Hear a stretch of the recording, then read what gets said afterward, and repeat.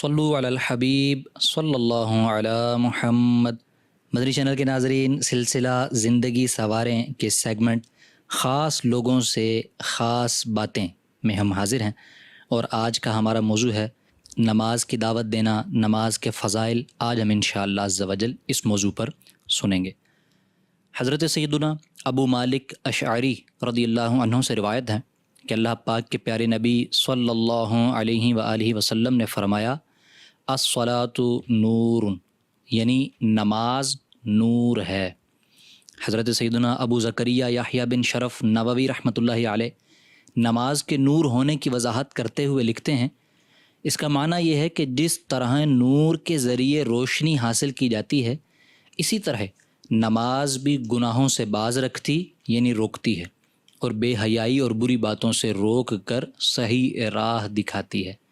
ایک قول کے مطابق اس کا معنی ہے نماز کا اجر و ثواب بروز قیامت نمازی کے لیے نور ہوگا، اور ایک قول ہے اس کا مطلب یہ ہے کہ بروز قیامت نمازی کے چہرے پر نماز نور بن کر ظاہر ہوگی، نیز دنیا میں بھی نمازی کے چہرے پر رونق ہوگی۔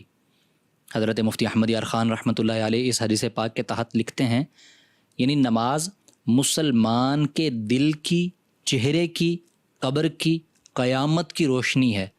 پل صراط پر سجدے کا نشان بیٹری یعنی ٹارچ کا کام دے گا۔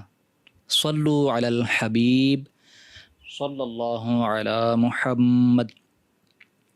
سرکار علی وقار مدینہ کے تاجدار صلی اللہ علیہ وآلہ وسلم نے ارشاد فرمایا، نماز دین کا ستون ہے، جس نے اسے قائم رکھا دین کو قائم رکھا، اور جس نے اسے چھوڑ دیا اس نے دین کو ڈھا یعنی گرا دیا۔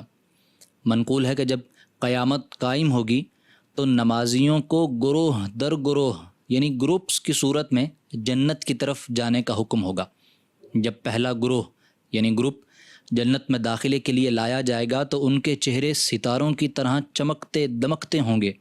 فرشتے ان کا استقبال کریں گے اور ان سے پوچھیں گے، تم کون ہو؟ وہ کہیں گے، ہم امت محمدیہ علی صاحبہ الصلاۃ والسلام کے نمازی ہیں۔ پھر پوچھا جائے گا، تمہارے اعمال یعنی نمازوں کا کیا حال تھا؟ وہ کہیں گے، ہم اذان سنتے ہی وضو کے لیے کھڑے ہو جاتے تھے اور دنیا کی کوئی چیز ہمیں اس سے روک نہیں سکتی تھی۔ فرشتے کہیں گے، تم اسی کے مستحق ہو کہ تمہیں جنت میں داخل کیا جائے۔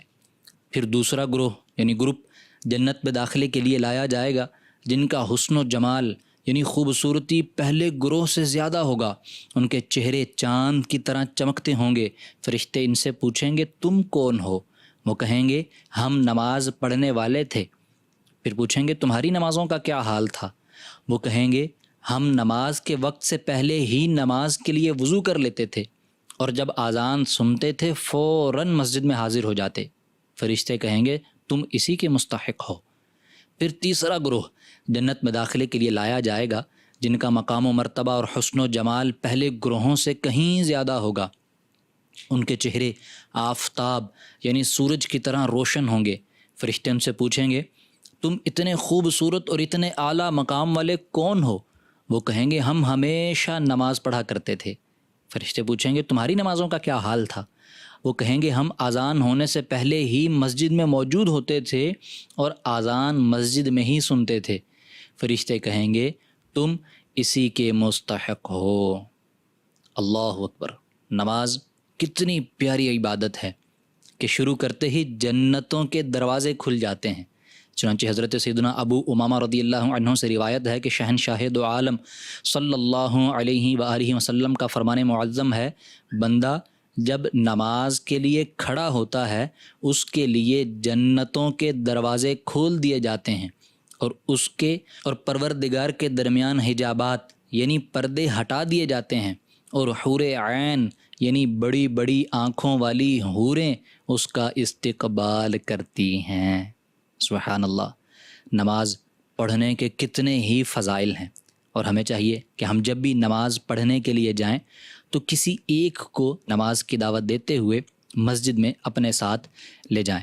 چنانچہ امیر المؤمنین فاروق اعظم رضی اللہ تعالیٰ عنہ نے صبح کی نماز میں حضرت سیدنا سلیمان بن ابی حشمہ رضی اللہ عنہ کو نہیں دیکھا۔ بازار تشریف لے گئے، راستے میں سیدنا سلیمان رضی اللہ تعالیٰ عنہ کا گھر تھا۔ ان کی ماں حضرت سیدتنا شفا رضی اللہ تعالیٰ عنہ کے پاس تشریف لے گئے اور فرمایا کہ صبح کی نماز میں نے سلیمان کو نہیں پایا۔ انہوں نے کہا کہ رات میں نماز یعنی نفلیں پڑھتے رہے، پھر نیند آ گئی۔ سیدنا فاروق اعظم رضی اللہ عنہ نے فرمایا کہ صبح کی نماز جماعت سے پڑھوں یہ میرے نزدیک بہتر ہے اس سے کہ رات بھر قیام کروں، یعنی رات بھر نوافل پڑھوں۔ میرے میٹھے پیارے اسلامی بھائیوں، دیکھا آپ نے سیدنا عمر فاروق اعظم رضی اللہ تعالیٰ عنہ نے گھر جا کر غیر حاضری کی وجوہات معلوم کی۔ اس روایت سے یہ بھی معلوم ہوا کہ شب بھر نوافل پڑھنے یا اجتماعی ذکر و نعت میں رات گئے تک شرکت کرنے کے سبب صبح کی نماز قضا ہو جانا تو کجا، اگر فجر کی جماعت بھی چلی جاتی تو لازم ہے کہ اس طرح کے مستحبات چھوڑ کر رات آرام کرے اور با جماعت نماز فجر ادا کرے۔ اللہ پاک کی بارگاہ میں دعا ہے کہ اللہ پاک ہمیں پانچوں نمازیں مسجد کی پہلی صف میں با جماعت ادا کرنے کی توفیق عطا فرمائے، آمین۔ صلو علی الحبیب صلی اللہ علی محمد۔